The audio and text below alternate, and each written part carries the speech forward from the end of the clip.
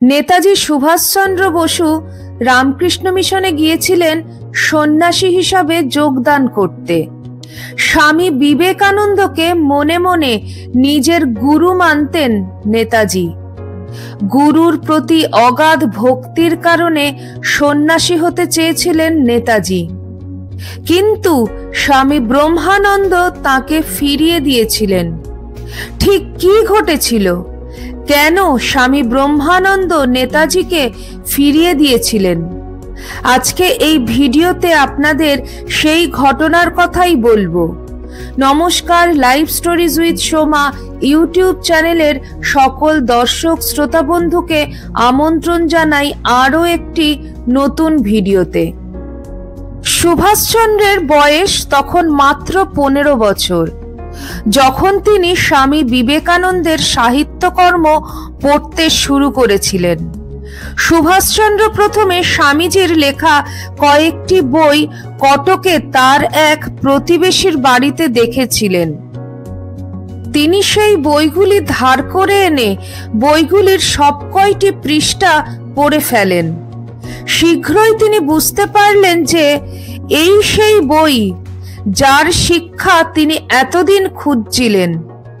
এরপর সুভাষচন্দ্র পূর্ণ মনোযোগ দিয়ে স্বামীজির সব বই পড়তে শুরু করলেন এবং খুব তাড়াতাড়ি সব বই পড়া শেষ করে ফেলেন।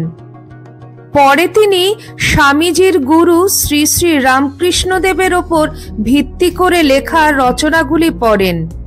সেই অল্প বয়সেই তিনি গভীরভাবে অনুপ্রাণিত হন। এরপর বেশ কয়েক বছর কেটে যায়। তখন 1913 সাল। নেতাজি প্রেসিডেন্সি কলেজের ছাত্র।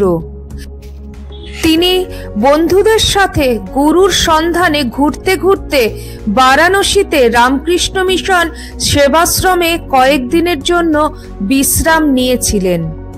সেই সময় বারাণসীর অদ্বৈত আশ্রম এবং রামকৃষ্ণ মিশন সেবাশ্রম একে অপরের কাছাকাছি ছিল। রামকৃষ্ণ মঠ এবং মিশনের প্রথম প্রেসিডেন্ট মহারাজ স্বামী ব্রহ্মানন্দ তথা রাজা মহারাজ এবং স্বামী শঙ্করানন্দ তথা অমূল্য মহারাজ তখন সেখানে অবস্থান করছিলেন। বারাণসীতে স্বামী ব্রহ্মানন্দের সাথে দেখা করার সৌভাগ্য নেতাজির হয়েছিল। নেতাজিকে দেখেই রাজা মহারাজ চিনতে পারেন ছেলেটি কটকের বিখ্যাত উকিল জানকীনাথ বসুর পুত্র, যে কিছুদিন আগে নিখোঁজ হয়েছিল। তিনি অমূল্য মহারাজকে খোঁজ নিতে বলেন এবং খোঁজ নিয়ে রাজা মহারাজের কথাই সত্য প্রমাণিত হয়। তখন তরুণ সুভাষ স্বামী ব্রহ্মানন্দের কাছে সন্ন্যাসী হিসাবে যোগদানের ইচ্ছা প্রকাশ করেন, কিন্তু রাজা মহারাজ তাকে ভারতবর্ষ ও তার পরাধীনতা সম্পর্কে স্বামীজির রচনা উদ্ধৃত করে তাকে সেই ঘটনার গুরুত্ব বোঝান। নেতাজি উল্লেখ করেছিলেন যে স্বামী ব্রহ্মানন্দ তাকে তার বাড়িতে ফিরে যেতে বলেছিলেন।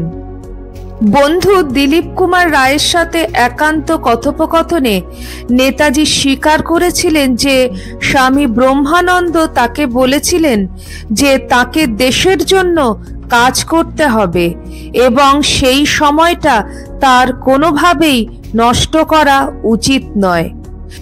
রাজা মহারাজ সুভাষচন্দ্র বসুর কর্মজীবন গঠনে খুবই গুরুত্বপূর্ণ ভূমিকা রেখেছিলেন, যা অনেকেরই অজানা। নেতাজি সুভাষচন্দ্র বসু আরও বলেছিলেন যে স্বামী ব্রহ্মানন্দ ছিলেন একজন আধ্যাত্মিক শক্তির কেন্দ্র। যেমন শ্রী শ্রী রামকৃষ্ণদেব তাঁর সম্পর্কে ভবিষ্যৎবাণী করেছিলেন এবং এমন মহান ব্যক্তির কৃপার দ্বারা জীবনের পুরো পথ পরিবর্তন করা যেতে পারে।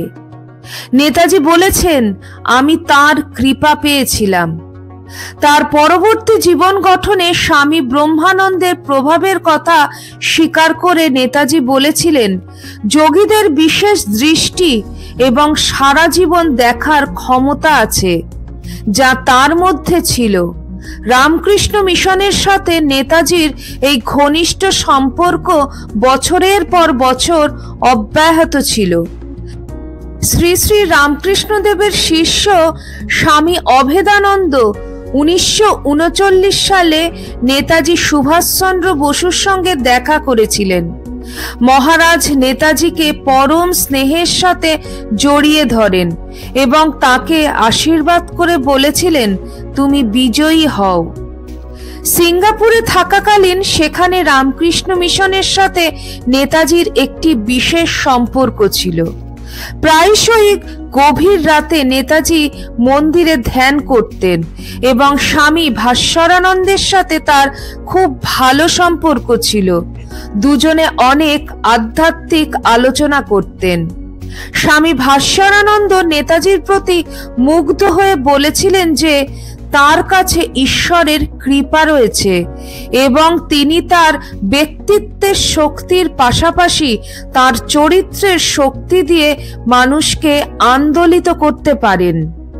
নেতাজি সেখানে রামকৃষ্ণ মিশন দ্বারা পরিচালিত একটি অনাথ আশ্রমেও দান করেছিলেন এবং শ্রী শ্রী মা সারদা দেবীর তিথি পুজো উদযাপনে অবদান রেখেছিলেন।